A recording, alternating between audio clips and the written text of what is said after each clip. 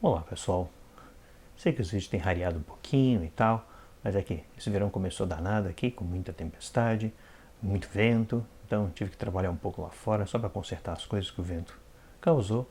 E também estava com visita aí, minha mãe estava visitando, então levou um tempinho aí para conseguir engrenar nas atividades.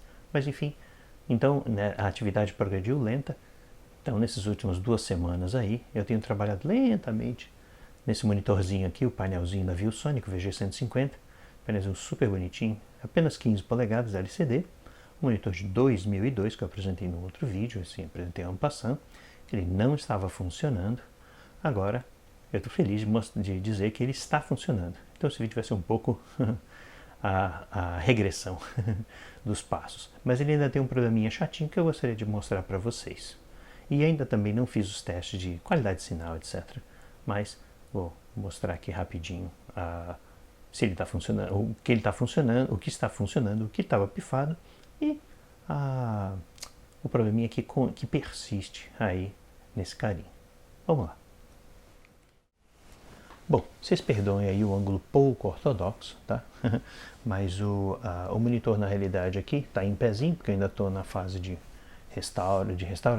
conserto, né? E basicamente o que ele tem ele está funcionando, mas ele tem um probleminha com a chave de liga e desliga dele na realidade. Tem um circuitinho específico, eu vou mostrar mais a miúde daqui a pouco, que consiste num flip-flop tipo D, no qual esse botãozinho ele faz o acionamento tanto de ligar quanto de desligar, né? Como se fosse um latchzinho. E só que a ação de desligar funciona muito bem, mas a ação de ligar não funciona bem. E eu descobri alguns probleminhas, quase que como incompatibilidades do circuito com o componente usado, o flip-flop tipo D, que é um 4013, um CMOS, tá? Mas o problema ainda persiste mesmo eu corrigindo esses probleminhas. Então, basicamente, o sintoma aqui é o seguinte: você clica no botão, ele não consegue arrancar. Você na realidade tem que clicar uma série de vezes e de maneiras diferentes, até que o bicho de repente ele resolve arrancar, né? Então, aí, agora arrancou. Vendo? Tá aqui a luzinha acendeu, tá? E vamos ver se ele detecta a entrada. Eu botei um laptopzinho aqui, né? Vamos ver se ele detecta a entrada direitinho. Tá escurinho, então na realidade deixa eu ver só se ele se eu consigo configurar aqui os múltiplos monitores. Eu não tinha feito isso, é a primeira vez que eu faço isso agora. Vamos tentar fazer isso em tempo real. Aqui. Tá aí. Foi. Legal, tá funcionando. Bom, tomara que dê para ver bem na câmera. O monitor está com bastante retraso, tá? Mas isso pode ser por capacitores envelhecendo. Tem uma série de capacitorzinhos de 1 microfarad nas linhas de analógicos do VGA que eu posso consertar isso, tá? Outro detalhe também é que eu tenho um pouco de filtros que eu retirei e tal. Mas no final das contas tá aí. Deixa eu ver aqui. O display tá... Vamos fazer um auto sync, só para ver se ele... ele melhorou. Não melhorou nem um pouco não. Contraste 100%. Tá, então os controles felizmente estão funcionando. Os botões, eu tive que trocar alguns botões, porque eles estavam em péssimo estado. Então, tá aqui, o carinha tá funcionando muito bem. Esse aqui é a entrada. Tá, o AutoSync. Você aperta o botão número 2 e dá um AutoSync. Mas dá pra notar que a imagem não tá muito boa não. Tem um pouco de retraso, né? Tomara que dê pra ver aí bem. Tem bastante retraso. E a temperatura de cor não está muito legal não, tá? Ela tá bem forinha, tá? Então pode ser que exista algum View Match Color. Tá, ele tem algumas... ele tá com vermelho saturado e tal. Bom, eu tenho que fazer uns ajustezinhos aqui, muito provavelmente. Porque realmente o vermelho tá bem saturado. Tem um preset aqui.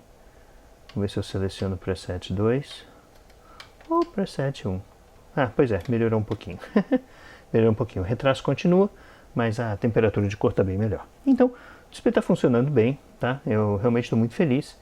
E naturalmente tem que agora corrigir só esses pequenos detalhezinhos aí, para ele ficar um displayzinho bem bacaninha para o computador que eu montei, que eu mostrei no vídeo passado aí. Então eu vou agora explicar qual é o problema do display do circuito que está prevenindo esse botão de liga e desliga funcionar muito bem. Bom, pessoal, é um pouco mais fácil explicar essas coisas diretamente no diagrama esquemático, que está presente no manual de serviço desse monitorzinho. Tá? Então, realmente, o manual é bastante completinho, tá? Se vocês quiserem dar uma olhada para entender um pouco mais, inclusive, de operação do sinal VGA, sinalização e etc., realmente vale a pena dar uma olhadinha, tá? O link vai estar aí na descrição. Bom, o manual em si, na realidade, ele possui toda a teoria de operação do circuito do monitor. Nesse caso aqui, eu estou na parte que está me interessando, que é o problema principal desse cara, que é o sistema de fonte de alimentação. Então, na realidade aqui, o que eu tenho, perdoem o diagrama esquemático, ele está bem mal desenhado, tá? Mas aqui na realidade eu tenho uma entrada de fonte de 12 volts. Essa entrada aqui, ela na realidade ela se conecta a esse quadradinho aqui. Esse quadradinho aqui é um MOSFET duplo, tá? Um MOSFET duplo que atua como chave. Então, basicamente, a parte superior aqui, S1, D1 e Q1, né, são dois pinos de D1, de dreno, né? Dreno, eles são o primeiro MOSFET, que ele efetivamente conecta a entrada de 12 volts no restante do monitor aqui na linha de 12 volts que está logo aqui.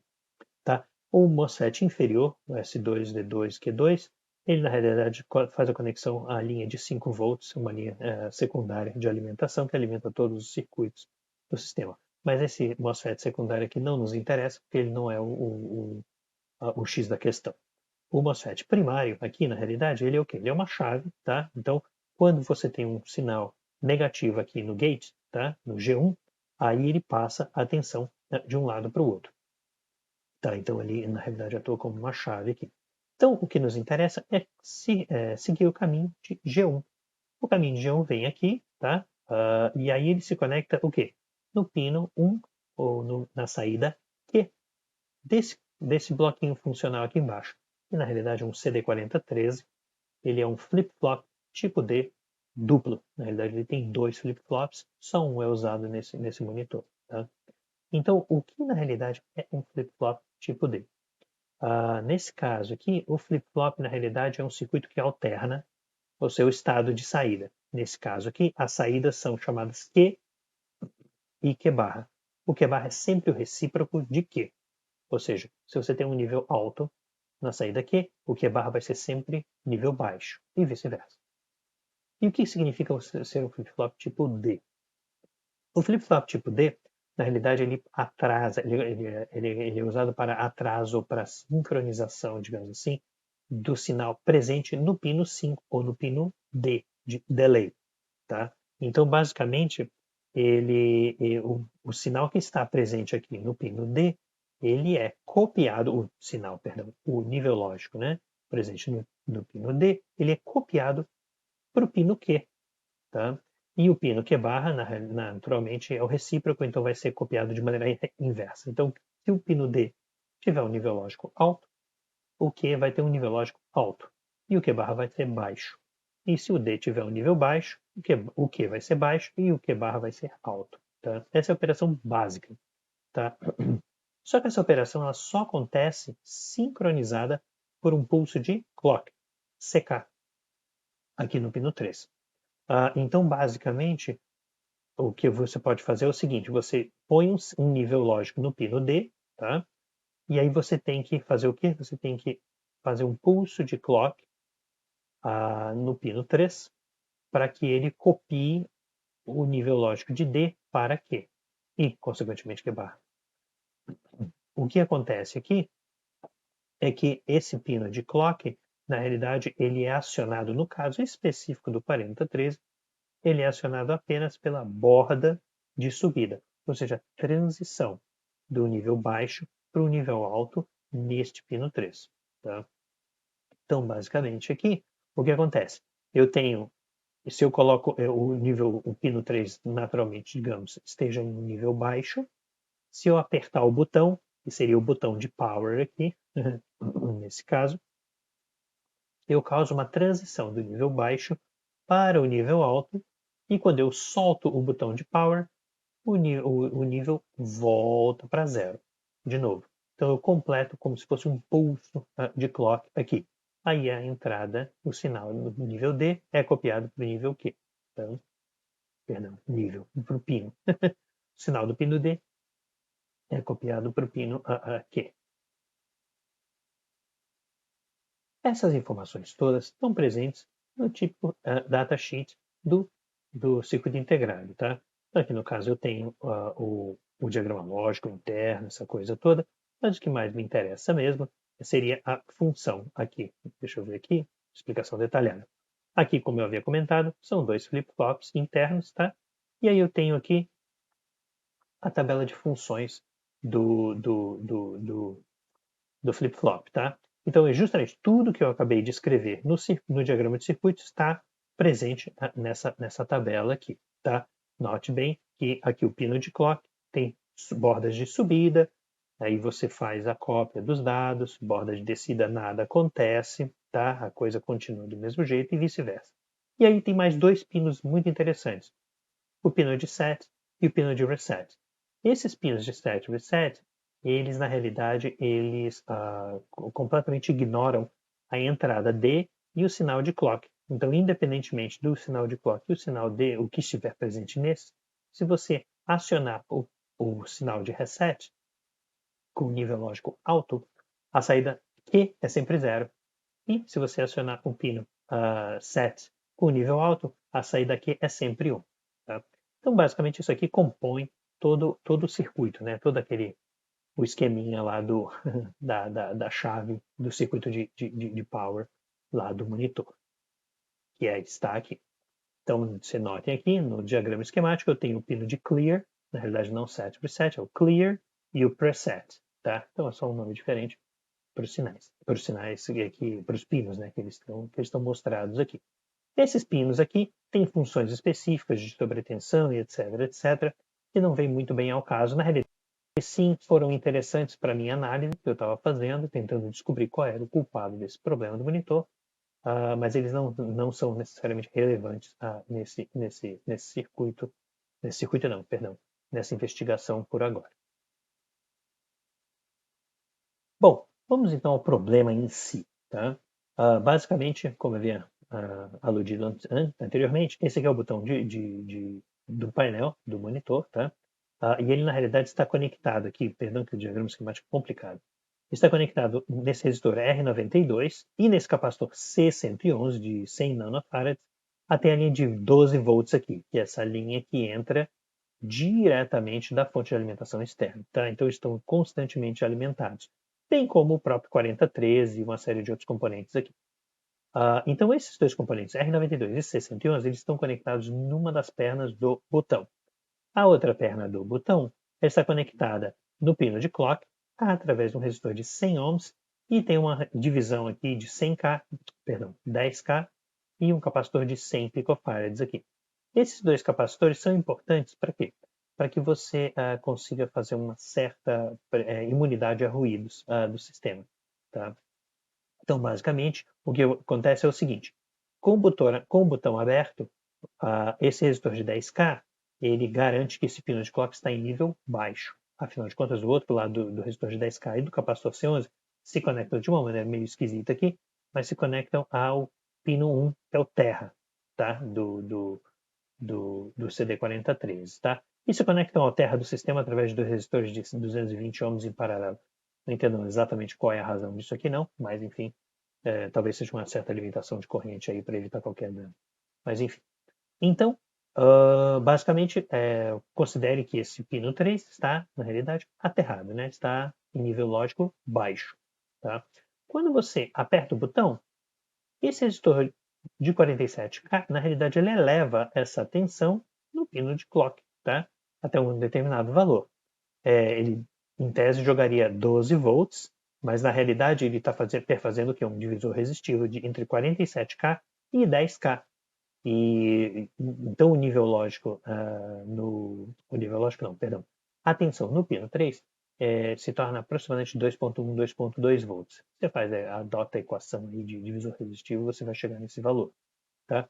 Então chega aproximadamente 2 volts aqui, e em tese, esse sinal de clock, esse pulso positivo, né, essa borda de subida, seria suficiente para quê? Para botar o sinal de D presente em D em Q, certo? seria o suficiente para copiar esse valor de D para quê? O valor de D, dá para ter uma ideia. O valor de D tem um capacitor aqui, bem mal desenhado, tá? Um capacitor de 10 microfarads, 6014, 10 microfarads por 16 volts. Ele está conectado no pino D e ele está ligado num resistor de 82K até a saída recíproca aqui de Q, tá? Recíproca de Q aqui, ele se conecta no pino D. Então, o que acontece? O que acontece é o seguinte: o pino de preset, tá? Ele é conectado na linha de 12 volts através desse capacitorzinho 115 aqui, C115, tá? Esse capacitorzinho aqui, C115, quando você conecta a fonte de alimentação, na realidade, os capacitores são em curto no modo transiente. E aí depois ele se eleva a tensão e ele se torna um circuito aberto. Então, na realidade, ele é um curto. Ele joga os 12 volts no pino de preset, o que significa que o preset ou set ele vai fazer com que o pino Q seja nível alto. Esses pininhos sendo nível alto aqui, o que ele faz? Ele corta a alimentação. A alimentação não, ele mantém esse MOSFET em corte. Não conduz nada de source para dreno. Ou seja, a parte de 12 volts está desligada. Tá? O detalhe é que, como esse Q está em nível 1, o Q barra está em nível 0. Ou seja, significa que a entrada D está em nível 0, logo no início. Certo? O que acontece então quando eu aperto o botãozinho, que eu já expliquei anteriormente, ele cria um pulso de clock que supostamente iria copiar o 0 da entrada D para o Q. Então esse pino Q se tornaria 0, faria o MOSFET superior conduzir, tá? E, por sua vez, a saída Q barra se tornaria em modo 1, ou seja, nível alto. E aí o que ele faria? Ele carregaria esse pequeno capacitor através do resistor e manteria a tensão no pino D em 1, ou nível alto. Agora, como eu havia explicado anteriormente, se você não tem somente um ciclo de clock, não 2 ou 3, o sinal em nível alto aqui no pino D não vai ser copiado para o nível Q de novo.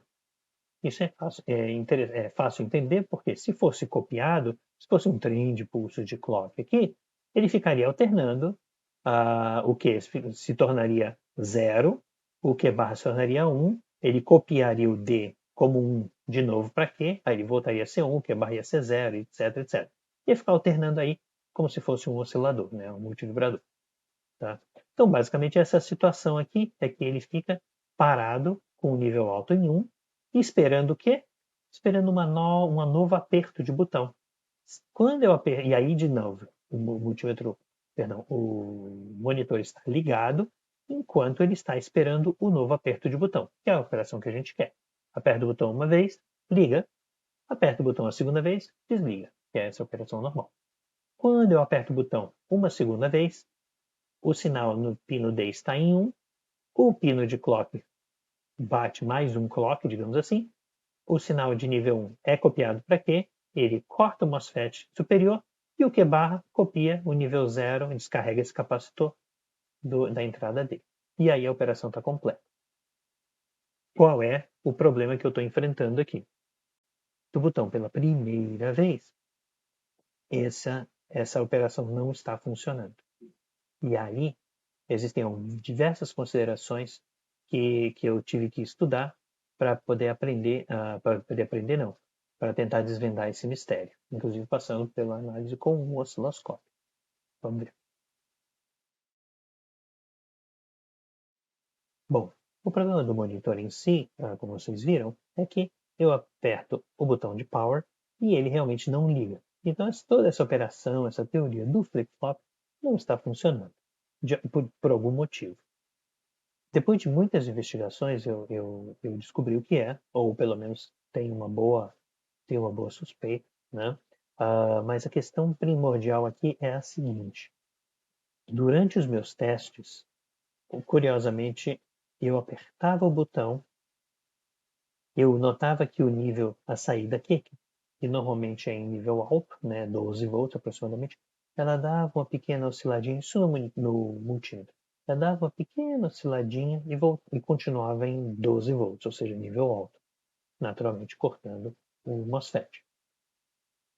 Aí eu fui medindo todas as outras tensões. Curiosamente, logo no início, eu percebi que a saída Q estava no mesmo nível da saída, perdão, a saída Q barra estava no mesmo nível da saída Q, o que é uma impossibilidade, a não ser que os sinais de clear e preset estivessem todos em nível 1. Quando eu medi isso aqui, eles não estavam em nível 1, estavam os dois em nível 0. Então, eu tive que trocar o flip-flop 4013, que estava danificado. Um outro detalhe que eu vi depois também é que o source e o gate, os dois pinos, estavam em curto-circuito. Curiosamente, não havia nenhum sinal de explosão, destruição, etc. E o MOSFET em si está funcionando, ou seja, eu nem precisei trocá-lo. Havia alguma coisa, algum debris, alguma porcaria que deu curto-circuito entre o source e o gate, o que poderia explicar, no fato, a saída do flip-flop 43 estar danificada. Então, nesse caso, eu troquei o flip-flop, corrigi esse problema aqui do curto, retirei o MOSFET, fiz os testes externos, recoloquei e estava tudo funcionando. O 43 também voltou a funcionar, as saídas ficaram recíprocas normalmente, então efetivamente era um componente que estava danificado, talvez por esse curto na saída aqui nos pinos do MOSFET, mas eu não posso afirmar com certeza. Não tinha nenhum sinal de explosão, sobretensão, nem nada. Tá? Bom, agora continua, mas o mistério do botão continuou. Eu aperto o botão, aperto o botão, aperto o botão. O pino Q dá uma pequena oscilada em torno de 12 volts e para. O pino Q barra dá uma pequena oscilada em torno de 0 volts, porque na realidade está em nível baixo, e depois para. E o D também dá uma pequena oscilada e depois para. Curiosamente, o pino de clock, aqui, ele ia firme para uma tensão e voltava. Agora, curioso, né? Ele ia firme para uma tensão, mas que tensão? A tensão aqui, o divisor resistivo de 47K e 10K. Ele ia para uma tensão de 2.1 volts, o que, curiosamente, eu fui ver o meu datasheet. E eu fui dar uma olhadinha nas especificações. 2 volts no sinal de entrada de um circuito CMOS me parecia muito baixo. Então eu fui dar uma olhadinha nas especificações do 4013 e eu vi aqui a tensão de saída não, tensão de entrada em nível baixo. A máxima tensão de entrada em nível baixo, aqui, ele tem algumas especificações, tá? Aqui para as tensões. Se você está alimentando o equipamento a 5 volts, a tensão máxima que ele detecta nível baixo é 1.5, ou seja, abaixo de 1.5 ele diz que é um nível 0. Se você está alimentando o equipamento a 10 volts, a tensão máxima que ele vai expor é 3 volts, vai aceitar como nível baixo é 3 volts. E se alimentado a 15 volts, ele vai ser 4 volts. Então 12 volts está entre lá, 10 e 15 volts, está algo no meio aqui. Essa é a tensão de entrada em nível baixo máxima. Agora, curiosamente, a tensão de entrada em nível máximo, que o circuito integrado aceita como nível máximo, olha que curioso. Em 5 volts, ela é 3.5 volts, a tensão mínima. Ou seja, qualquer tensão abaixo de 3.5 volts, ele pode considerar que é nível baixo. Se for 1.5 volts, ou ele pode considerar qualquer coisa, pode ser extremamente indefinido. Então, qualquer tensão entre 1.5 volts e 3.5 volts é indefinida. Idem, qualquer tensão entre, no caso, alimentando o componente a 10 volts, qualquer tensão entre 3 e 7 volts é totalmente indefinida. Ele não sabe que nível lógico que é. Então já dá para perceber um problema, né? O meu sinal de clock, meu pulso de clock, aqui, ele era uma tensão que ia de 0 a 2.1 volts. Ou seja, bem abaixo da tensão mínima que ele consideraria um pulso de clock válido. Então, muito estranho, porque o circuito está projetado dessa maneira, tá? E então, realmente, muito estranho ver que esse era digamos que o circuito funcionou, deve ter funcionado durante anos dessa maneira. Talvez fosse o caso do componente anterior que estava no lugar, que talvez tivesse características diferentes. Aí eu vim aqui e abri o componente anterior, o datasheet do componente anterior, 4013, da Motorola, que é o componente original, e a especificação é exatamente a mesma. Eu teria que achá-la aqui. Está aqui, tensão de entrada, VI high, mínimo 3,5, alimentado a 5 volts, 10 volts, mínimo 7 volts. Então, no final das contas, é a mesma coisa. Tá?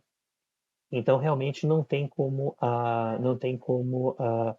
essa falha no circuito, no projeto do circuito, realmente não dá para entender. Uma outra falha no circuito, que é muito estranha também, é o seguinte. O botão está conectado diretamente na entrada de clock, mas existe um elemento que é os botões mecânicos, eles têm algo que a gente chama de bouncing. Eles, na realidade, quando você aperta o botão, ele não fecha o contato apenas uma vez, mas mecanicamente é como se fosse uma mola, ele faz um toing. Então ele liga e desliga, dependendo da qualidade do botão, dependendo da construção, mas ele liga e desliga várias vezes de maneira extremamente rápida. E isso pode causar o quê? Múltiplos ciclos de clock na entrada do nosso 4013. Tá? Então isso é conhecido como um circuito, como bouncing de chaves. Isso inclusive é descrito aqui como uma aplicação típica do 4013, uma aplicação de liga e desliga, onde você tem o botão aqui, e olha que curioso, ele não é ligado diretamente no circuito de clock, mas ele é ligado no pino de clock, perdão, mas ele é ligado em um componente que vai ao pino de clock. Este componente aqui é um componente é um componente muito interessante. Na realidade, esse aqui é um buffer apenas, tá? Mas existem vários deles na literatura, você pode fazer isso de várias maneiras, mas é um circuito chamado Schmitt Trigger, ou disparador Schmitt. Tá? Esse tipo de circuito, ele é muito comum, ele é um erro comum que o pessoal faz quando você está trabalhando com botões. Hoje em dia, por exemplo, em sistemas microprocessados, você pode fazer esse tipo de sistema em software, etc. Nesse caso aqui, puramente em hardware. Agora, o que é um disparador Schmitt? Na realidade, o problema que ele resolve é justamente evitar que essa bouncing ele seja registrado múltiplas vezes. Ele apenas registra uma vez e segura aquele nível por um determinado tempo para que o apertar do botão seja o mais limpo possível. Inclusive está até aqui no exemplo de aplicações do componente, no datasheet. Então, isso aqui, na realidade, a gente pode ver também aqui é uma nova eletrônica, uma revista Nova Eletrônica 112, eu peguei uma referência em português, no qual ele explica aqui a teoria, o que eu acabei de explicar. Ou seja, qual é o problema? Por exemplo, quando você tem um sinal que varia em torno de um determinado ponto. No nosso caso, seria quando você aciona a chave, ela bate 0 volts, 12 volts, 0 volts, 12 volts, e aí vai. E ela fica batendo assim. Seria algo como se fosse isso. Quando você pressionasse a chave, ela faria várias oscilações até chegar no nível estável.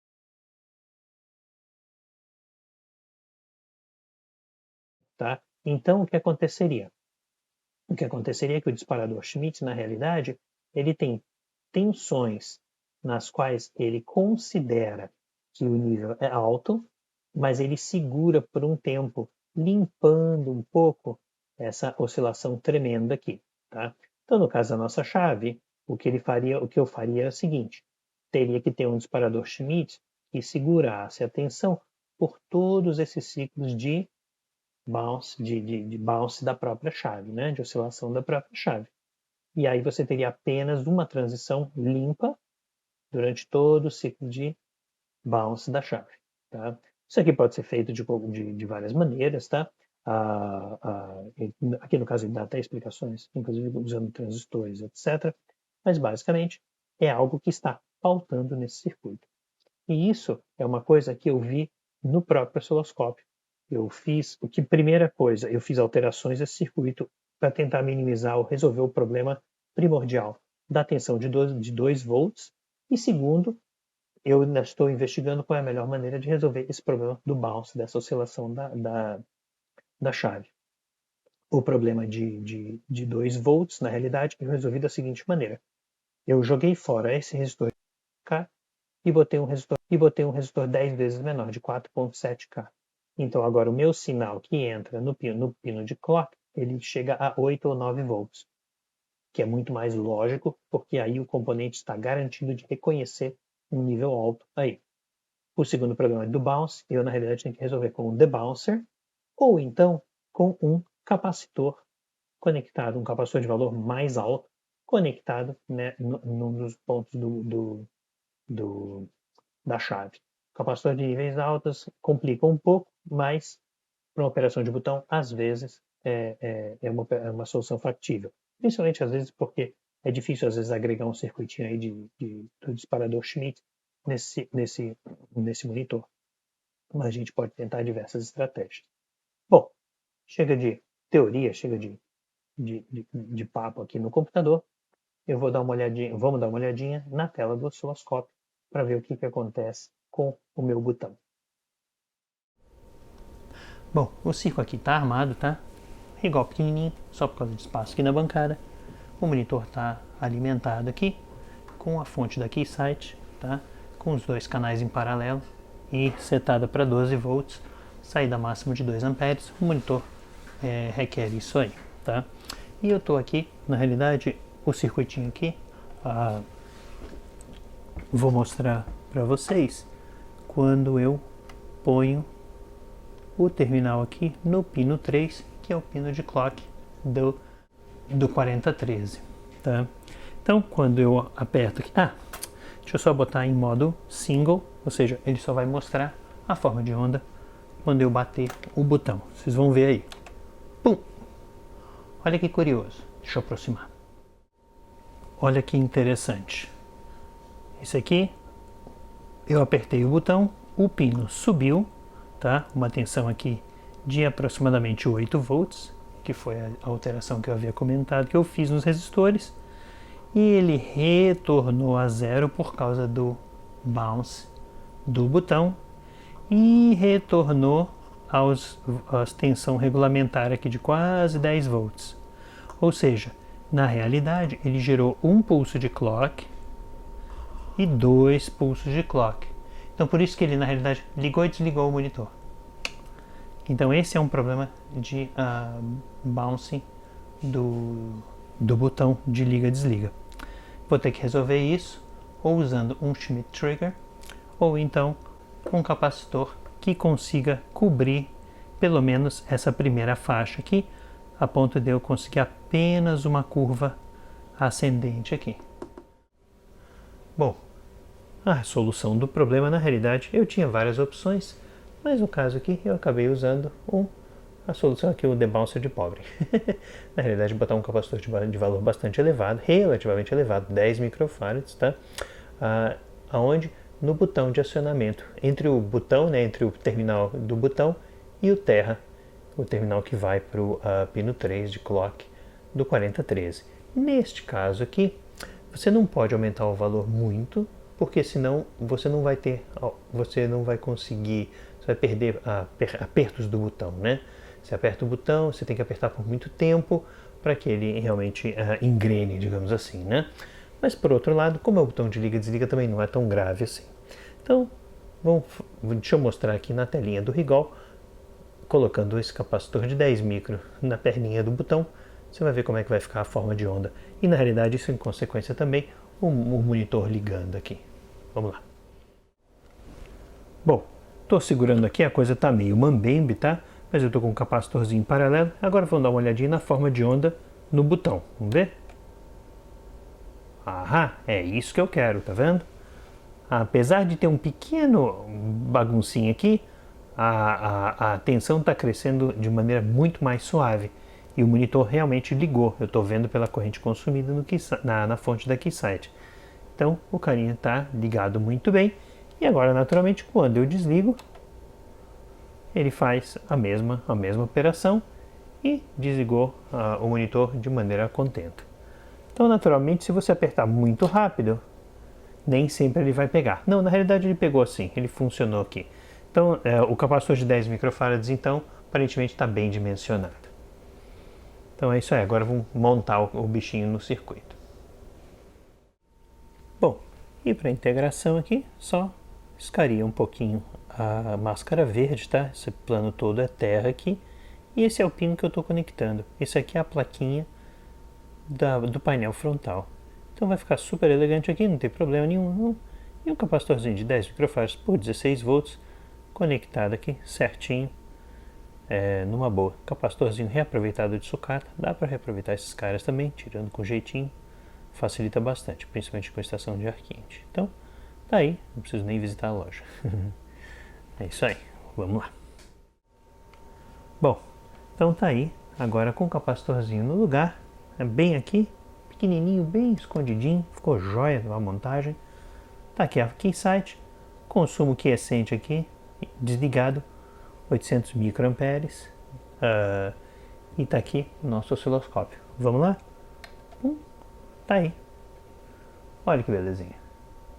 Então agora está funcionando maravilhosamente bem, a corrente aumentou, naturalmente o display ligou, tá?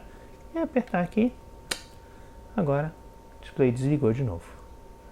Então é isso aí, tá tudo bem nos conformes agora. Muito feliz. Bom pessoal, a gente vai chegando ao fim dessa etapa.